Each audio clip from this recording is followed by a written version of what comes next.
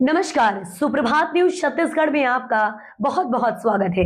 इससे पहले आप छत्तीसगढ़ के कौन से जिले से न्यूज को देख रहे हैं, कमेंट में जरूर बताएं। साथ ही डेली अपडेट रहने के लिए चैनल को सब्सक्राइब जरूर करें। छत्तीसगढ़ की सभी ग्राम पंचायतों में 24 जून को ग्राम सभा का आयोजन। छत्तीसगढ़ में 24 जून 2026 को ग्राम सभाओं का आयोजन किया जाएगा।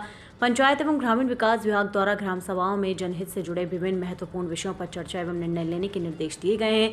ग्राम सभा में विशेष रूप से आवास प्लस 2.0 सर्वेक्षण से प्राप्त सिस्टम जनरेटेड स्थायी प्रतीक्षा सूची का अवलोकन एवं वाचन किया जाएगा।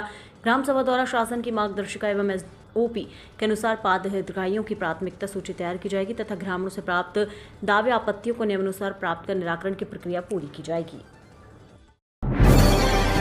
अब बायोमेट्रिक प्रमाणीकरण से ही मिलेगा राशन, ओटीपी से वितरण कर पर सख्ती। छत्तीसगढ़ शासन के खाद्य नागरिक आपूर्ति एवं उपभोक्ता संरक्षण विभाग के निर्देशानुसार जिले की 492 शासकीय उचित मूल्य दुकानों में से 488 ऑनलाइन दुकानों में राशन सामग्री का वितरण अब अनिवार्य रूप से ई-पॉस मशीन पर आधारित बायोमेट्रिक प्रमाणीकरण के माध्यम से किया जाएगा। शासन ने one nation one ration card योजना के प्रभावी क्रियान्वयन के लिए आधार प्रमाणीकरण को सर्वोच्च प्राथमिकता देने के निर्देश जारी किए हैं। जिला खाद्य अधिकारी वी.के. कोराम ने बताया कि ई-पॉस वितरण डेटा के विश्लेषण में पाया गया है कि कई दुकानों में बायोमेट्रिक प्रमाणीकरण के बजाय ओटीपी के माध्यम से राशन वितरण किया जा रहा है।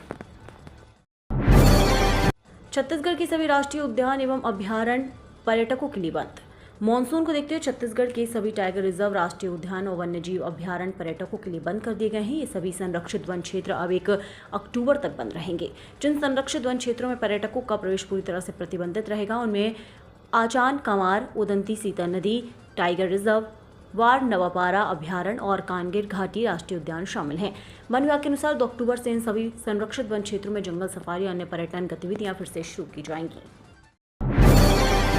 निर्माण श्रमिकों के लिए विशेष अभियान शुरू। 30 जून तक रिकॉर्ड अपडेट कराने के निर्देश। छत्तीसगढ़ भवन एवं अन्य सन्निर्माण कर्मकार कल्याण मंडल ने पंजीकृत निर्माण श्रमिकों के हितों की सुरक्षा, पारदर्शिता बढ़ाने तथा विभिन्न कल्याणकारी योजनाओं का लाभ सही पात्र हितग्राहियों तक पहुंचाने के उद्देश्य से आधार आधारित ई-केवाईसी प्रक्रिया शुरू करने की तैयारी की है। पहले सभी पंजीकृत निर्माण श्रमिकों के रिकॉर्ड का आधार कार्ड में दर्ज जानकारी से मिलान कर आवश्यक संशोधन और अद्यतन किया जाएगा। ये विशेष अभियान 30 जून 2026 तक पूरा करने के निर्देश दिए गए हैं। बीजेपी सरकार में 31% बढ़े दाम, बिजली के दाम, कांग्रेस करेगी प्रदेशव्यापी आंदोलन।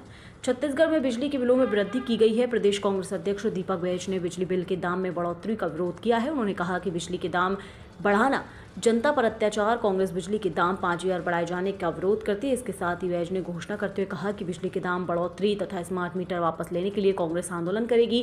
दीपक बैज ने बताया कि कांग्रेस आज 17 जून को प्रदेश के सभी जिलों में बिजली दफ्तर का घेराव करेगी। इसके साथ ही राज्य के बिजली मंत्री का पुतला भी दहन किया जाएगा। बीजापुर में 4300 बच्चे पढ़ाई से हैं वंचित, घर घर जाएगा शिक्षा विभाग। कलेक्टर विश्वदीप ने जिले के अभिभावकों से बच्चों को शिक्षा की मुख्यधारा से जोड़ने की अपील की है। उन्होंने कहा कि शिक्षा बच्चों के सर्वांगीण विकास और उज्जवल भविष्य की आधारशिला है। प्रत्येक बच्चे का विद्यालय से जुड़ना उसका अधिकार है और सशक्त समाज के लिए महत्वपूर्ण कदम है।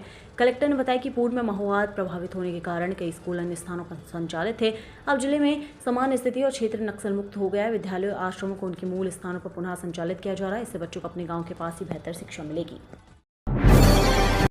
नया रायपुर को मिली बड़ी सौगात। सेक्टर 19 के पर्यावास भवन में खुलेगा तहसील दफ्तर। नया रायपुर में लंबे समय से प्रतीक्षित तहसील दफ्तर के लिए स्थान का चयन कर लिया गया। सूत्रों के अनुसार ये तहसील कार्यालय सेक्टर 19 स्थित पर्यावास भवन में शुरू किया जाएगा। इसके लिए तैयारियां तेज कर दी गई हैं। प्रशासनिक स्तर पर जरूरी प्रक्रियाएं पूरी की जा रही हैं। तहसील दफ्तर खुलने के बाद नया रायपुर और आसपास के 39 गांव के ग्रामीणों को बड़ी राहत मिलने की उम्मीद है। अब तक इन क्षेत्रों के लोगों को राजस्व संबंधी कार्यों के लिए रायपुर और जिले के अन्य तहसील कार्यालयों तक लंबी दूरी तय करनी पड़ती थी, जिससे समय और धन दोनों का नुकसान होता था। नवा रायपुर को पहले ही स्वतंत्र तहसील का दर्जा दिया जा चुका है। अब 400 यूनिट पर 178 ज्यादा देना होगा बिजली बिल। 200 यूनिट पर 67 बड़ा खर्च। 1 जुलाई से छत्तीसगढ़ में बिजली महंगी होने जा रही है। नई दरें लागू होने के बाद यूजर्स को 100 यूनिट बिजली खर्च करने पर करीब 33 रुपये और 200 यूनिट पर 67 रुपये ज़्यादा चुकाने पड़ेंगे। घरेलू उपभोक्ताओं के साथ साथ कमर्शियल, कृषि, पंपों और गैर सब्सिडी वाले कनेक्शनों पर भी बढ़ोतरी हुई है। हालांकि बढ़ोतरी सिर्फ यूनिट चार्ज में है, लेकिन ड्यूटी और सेस का असर जुड़ने से बिल में अतिरिक्त बोझ पड़ रहा है। आइए समझते हैं कि अलग अलग खपत पर बिजली बिल कितना बढ़ेगा।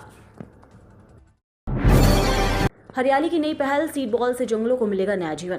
बालोद ब्लॉक में पर्यावरण संरक्षण को बढ़ावा देने के लिए सीड बॉल अभियान एक नई उम्मीद बनकर सामने आ सकता है।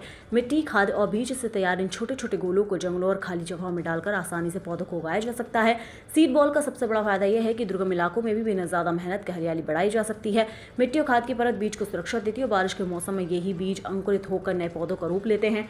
बालोद जैसे वन क्षेत्र वाले इलाके में नीम, करंज, आंवला, बेर और अन्य स्थानीय प्रजातियों के बीजों से जैव विविधता बढ़ाने में मदद मिल सकती है। इससे पक्षियों, मधुमक्खियों और वन्यजीवों को भी सहारा मिलेगा। मॉनसून की रफ्तार धीमी, छत्तीसगढ़ में बड़ी उमस, अगले 5 दिनों तक बारिश और तेज हवाओं का अलर्ट। छत्तीसगढ़ में मॉनसून का इंतजार लगातार लंबा होता जा रहा है। जून का आधा महीना गुजरने के बावजूद प्रदेश के मध्य हिस्सों में बारिश की रफ्तार सुस्त है और गर्मी का असर अभी भी बरकरार है। राजधानी रायपुर सहित कई इलाकों में लोग उमस और बढ़ते तापमान में से बेहाल हैं, जबकि उत्तरी छत्तीसगढ़ के कुछ जिलों में द्रोणिका के प्रभाव से बारिश का सिलसिला जारी है। मौसम विभाग के अनुसार आगामी 5 दिनों तक प्रदेश के अलग अलग हिस्सों में हल्की से मध्यम बारिश में गर्जन और तेज हवाओं की गतिविधियां देखने को मिल सकती हैं। कुछ स्थानों पर आकाशीय बिजली गिरने की भी आशंका जताई गई है। बाहरी राज्यों के डॉक्टरों का छत्तीसगढ़ में बिना रजिस्ट्रेशन प्रैक्टिस का विरोध। राज्य शासन द्वारा अन्य राज्यों के डॉक्टरों को छत्तीसगढ़ मेडिकल काउंसिल में पंजीयन के बिना प्रैक्टिस की अनुमति देने संबंधी अधिसूचना का प्रदेश के डॉक्टर संगठनों ने विरोध शुरू कर दिया है। जूनियर डॉक्टर एसोसिएशन और छत्तीसगढ़ डॉक्टर्स फेडरेशन ने इसे प्रदेश के चिकित्सकों के हितों के खिलाफ बताते हुए सरकार से निर्णय पर पुनः विचार की मांग की है। छत्तीसगढ़ में बदले संपत्ति बिक्री के नियम, बिना ई टेंडर नहीं बिकेंगी नगरपालिका की जमीन, दुकानें। नगरीय निकायों की जमीन, दुकान, भवन और अन्य अचल संपत्तियों के खरीद, बिक्री और अधिकार देने की प्रक्रिया में बड़ा बदलाव किया गया। राज्य शासन ने छत्तीसगढ़ नगरपालिका नियम 2026 लागू कर दिए हैं। नगरीय प्रशासन एवं विकास विभाग ने इसकी अधिसूचना जारी करते हुए सभी नगर निगम, नगरपालिका, नगर पंचायतों को नए नियमों का सख्ती से पालन करने के निर्देश दिए हैं।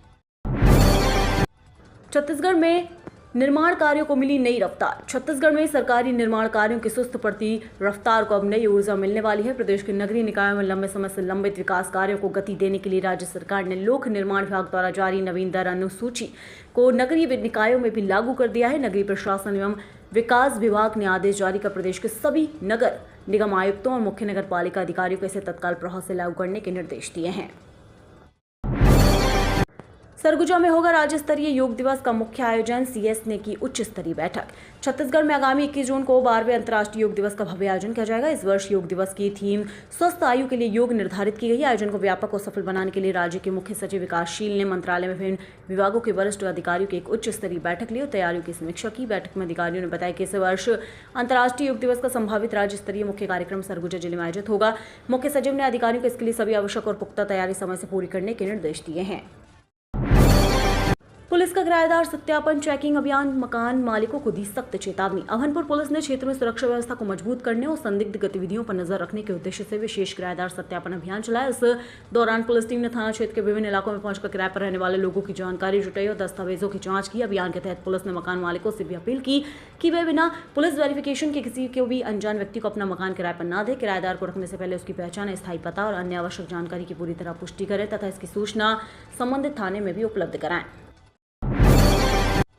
कॉलेजों में अब नो अटेंडेंस नो एग्जाम का कड़ा फॉर्मूला। छत्तीसगढ़ के महाविद्यालयों में नए शैक्षणिक सत्र 2026-27 से पढ़ाई और अनुशासन को लेकर बड़ा बदलाव देखने को मिलेगा। उच्च शिक्षा विभाग ने ऐसा एकेडमिक कैलेंडर जारी किया है जिसमें नियमित उपस्थिति, समयबद्ध कक्षाएं और सतत मूल्यांकन पर विशेष जोर दिया गया है। अब 75% से कम उपस्थिति वाले विद्यार्थियों की जानकारी सीधे अभिभावकों तक पहुंचेगी। विभाग का मानना है कि इससे कॉलेजों में शैक्षणिक वातावरण और अधिक मजबूत होगा। छात्रों की सुरक्षा के लिए स्कूल बसों का विशेष निरीक्षण, 45 संचालकों को नोटिस जारी। स्कूल बसों का विशेष निरीक्षण एक सुरक्षा अभियान है जिसे परिवहन विभाग, पुलिस और स्थानीय प्रशासन द्वारा संयुक्त रूप से चलाया जाता है। इसका मुख्य उद्देश्य शैक्षणिक संस्थानों द्वारा संचालित वाहनों की फिटनेस जांचना और छात्रों की सुरक्षित यात्रा सुनिश्चित करना है। विद्यार्थियों की सुरक्षित आवाजाही सुनिश्चित करने के उद्देश्य से गरियाबंद जिले में स्कूल बसों का विशेष निरीक्षण अभियान चलाया गया। यह अभियान supreme court committee on road safety के दिशा निर्देशों तथा छत्तीसगढ़ राजपत्र में जारी अधिसूचना के अनुरूप संचालित किया गया। आंगनवाड़ी केंद्रों में पहली बार पेरेंट्स के साथ मीटिंग, आकलन कार्ड से देख सकेंगे बच्चों की ग्रोथ। शुरुआती बाल अवस्था देखभाल और शिक्षा को मजबूत बनाने की दिशा में रायपुर जिले में एक नई पहल की गई है। महिला एवं बाल विकास विभाग और गढ़वो बचपन के संयुक्त सहयोग से जिले के आंगनवाड़ी केंद्रों में पहली बार जिला स्तरीय सुविधा दाता एवं पालक बैठक का आयोजन किया गया। इस आयोजन में बड़ी संख्या में पालकों, आंगनवाड़ी कार्यकर्ताओं, समुदाय के प्रतिनिधियों ने हिस्सा लिया। बैठक की सबसे खास बात यह रही कि पहली बार 5 से 6 वर्ष आयु वर्ग के बच्चों के पालकों की आकलन कार्ड प्रदान किए गए।